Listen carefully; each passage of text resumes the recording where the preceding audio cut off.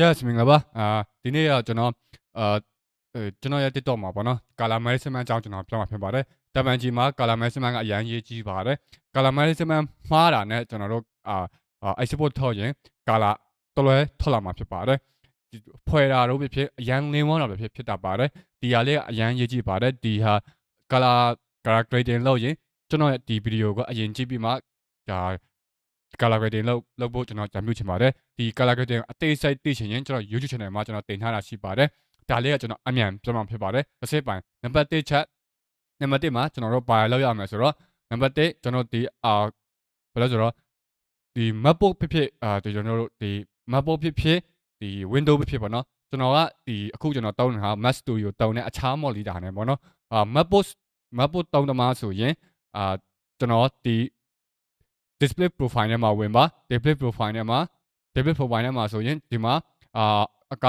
color profile ရှိပါတယ်ဒီမှာဆိုရင် MacBook တော့ဆိုရင်LCD လားမသိ LCD ကိုတောင်းပါ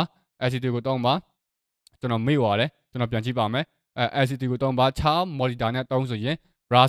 Raspberry Online 2.4 ရှိရင် 2.4 2.2 ရှိရင် 2.2 ဒါလေးတောင်းလို့ရပါတယ် Okay ဒါပထမချက်ဒုတိယချက်က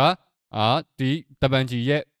interface မှာပေါ့နော်ဟိုအောက်ဆုံးက project setting ကိုနှိုက်လိုက်ပါ project setting နှိုက်ပြီးရင် color management တက်ဝင်ပြီးပါဝင်ပြီးရင် color ဆန်းရမှာဆိုတပန်ကြီး RGB timeline color space မှာဆိုရင်တပန်ကြီး white intermediate ပြီးတော့ output color space မှာဆိုရင်ကျွန်တော်တို့window ဖြစ်ခြား monitor နဲ့တောင်းရင်ဒါ Raspberry Online 2.4 Sona monitor နဲ့အတူတူကျွန်တော် setting အတူတူထားပေးပါတယ်ပြီးတော့ကျွန်တော်တို့ဒီ MacBook တော့ဆိုရင် Raspberry Online A ကိုတောင်းပေးပါဒါလေးတခြားမှတ်ပေးပါပြီးတော့ save လုပ်လိုက်ပါ save ပြီးရင်နောက်တစ်ချက်နံပါတ်3ချက်မှာဆိုရင်ကျွန်တော်တို့တပန်ကြီးဟိုအပေါ်ဆုံးကတပန်ကြီး desktop မှာဆိုရင်pre-personal မှာဆိုရင်ကျွန်တော်တို့ system ထဲမှာ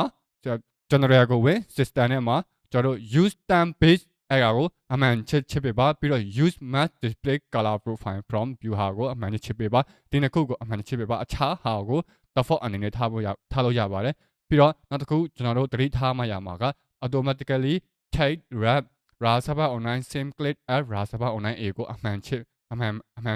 မထားနဲ့ပေါ့နော်ဖြုတ်ထားပေးပါ Okay ဒီလောက်ကြောတော့အစိတ် number 4မှာဆိုရင် export setting ပါ export